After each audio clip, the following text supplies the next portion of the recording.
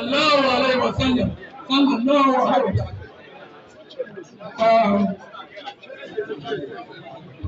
Bí gbogbo àwọn ọ̀gá tó wà nílé alákọ̀ọ́kọ́ tó ń gbọ́ sí former president wípé ó ṣe bàbá nígbà wọn tó sọ. Our Royal Highness Chief Alhaji Oba Hamzat Peregrino Brimah VIII is thanking the former president John Dramani Mahama, the Ààrẹ Asọ́yẹ́ṣe of. Pẹ̀lú àwọn ọ̀dọ́ pàtó táwọn nílé gbogbo wọn ló kí gbogbo wọn. And after thanking the former president, he's also thanking all other political parties. Hausa. When both former president John Dramani Mahama kuma both do political parties da suke nan tare da mu, wai addu'an babanmu Sarki Rufai Alao. Dúpẹ́ fún ọba Zongo. Ìpínlẹ̀ tó kọ àwọn ọjọ́ àwọn lè máa mú pẹ̀lú gbogbo ọba tó wà ní àdúgbò gbogbo wọn. Wọ́n wà ní. Ndi Sarki Alhaji Hamzat Brimah wai gode ma Sarkin Zango. Sarki wai gode mishi da ya tara duk jama'a sarakuna duk na Kumasi da na wadansu visit ba gaba daya ya tara sunan da limamai da canai duka ba dikira wai sarki wai ma Sarkin Zango godiya. Wọ́n dúpẹ́ fún MC náà tó wà ní. Sarki wai gode ma municipal chief executive da ke nan tare da mu. Nǹkan tó ṣe wá kò sí kan kékeré ọba méjì. Ọlọ́mọdé àríbẹ̀ tó fún àwọn fátàdúgbò lẹ́kẹ́ ṣàtọ̀ àkókò wọn. Ndi sarkin mu wai abin da ya same mu ba karami abu bane. Don sarakai manyan sarakai guda biyu cikin kwana daya, sarki Yorubawan Kumasi da sarki Yorubawan Sekendi duka rana guda ranar Juma'a mu Allah ya musu duka. Allah ya kabe su duka. So shi malamai da kenan sarki wai yana sa komai hannunku ku yi ma jama'a addu'a Allah sa yi wa abuwaka ya jan nisa da juna kada yi game a kai. Ku yi roƙo Allah kada haka. Ọjà náà dúpẹ́ fún àwọn àbílẹ̀. Wọ́n tó dúró fún fẹ́ra wọn, ká mọ́ jà, ká fẹ́ra wọn, tẹ́sí tẹ́ bọ́ tẹ̀lé. Sarki wai yana gaya ma sarakunan mu su so junan su kai su sa fada game tsakanin su kama juna su zama juna guda. Allah tun da Allah aka yi ce mu. Nǹkan tó ṣẹlẹ̀ yìí ó ṣe kan Yorùbá nìkan ni. Gbogbo ọba tó dòkó mí lẹ́sìn ní fún wa. Gbogbo ọba tó dòkó mí nǹkan tó jẹ́ fún òru nìyẹn. Sarki kuma na faɗi wani abin da ya faru ga ba abin yarba kadai ba ne. Duk kabilu ya kamata mu yi lesin da abin da ya same mu ga. Ìjọba tó sọ̀rọ̀ púpọ̀ ni màá sọ. Ọ̀nà tó wà lẹ́yìn wọ́n fún àwọn aláàtọ̀. Èyí tó ń yàn wọ́n fún ọ lóru wọn, wọ́n á fún àwọn fámìlì náà lóru wọn. Èyí tó wọ́n yẹn. Ji sarki wai akwai kudin addu'a da ya kawo a ba dangi, bayan wannan kuma akwai kudin addu'a da za a ba malamai. Ọba tó ṣaláìsí, ọba Kumasi tó ṣaláìsí.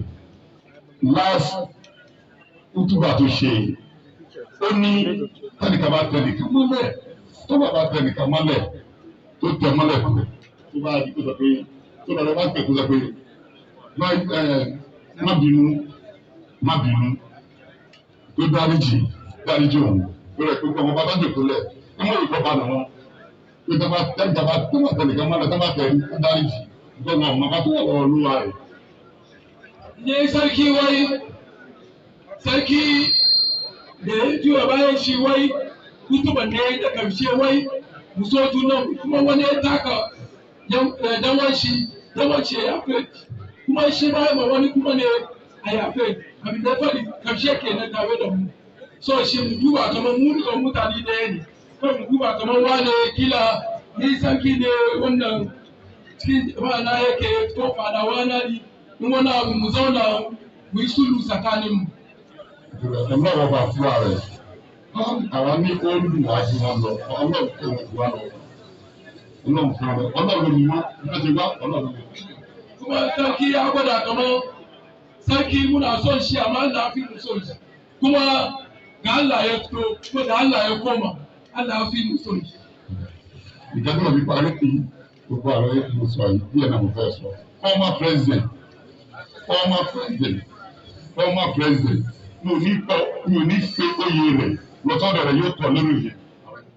Wai former president John Dramani Mahama yana da wani sarauta wannan sarauta daga nan bai fitowa bakin sarkinmu shi former president John Dramani Mahama shi da kanshi ya nuna sarautar da yake yi kuma da yin da yake yin wannan sarauta. Lẹ́yìn ìgbà náà on the 8th and on the 7th lọ up to on the 10th wọ́n máa ṣàdúrà on the 10th wọ́n máa ṣàdúrà yìí or not on the 7th wọ́n máa ṣàdúrà ní gómìn jubilee. Abin da sarki ke gwadawa ne ranar alhamis kamin wallah da ta yi addu'a zama ana ta kira ko tilawa duka ana ta mata tiya tun ranar alhamis har ranar lad karfe 12 mun ruka mu taru daga jubilee park karfe 12 ranar za a yi addu'a lad on the 10th. Former president. Don sarki ya ba da order ne ya za yi.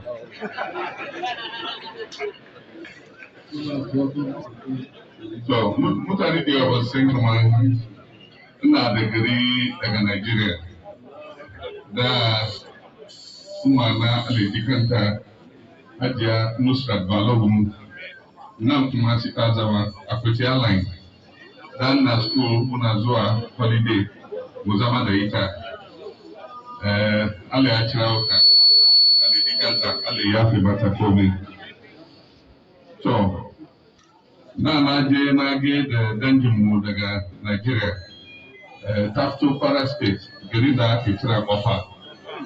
Sai na je na gaishe da Sarkin Ofa. Sunan shi Olofa of Ofa. Sai ya sa ni sarauta don shi cikin Yorubanci Kwara State of a Kingdom ni ne na zama Are Atolashi of a Kingdom.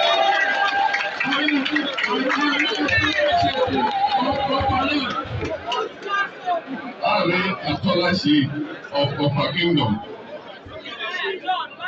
Ranar ya cira sarakai su duka ba abin wasa ba, an sa mani riga babba an kawo kujera aka dauki ne aka zama ke don shi waɗanda ba su san ba ni ne na zama Are Atolashi of a Kingdom. Na gode. Salamu alaikum.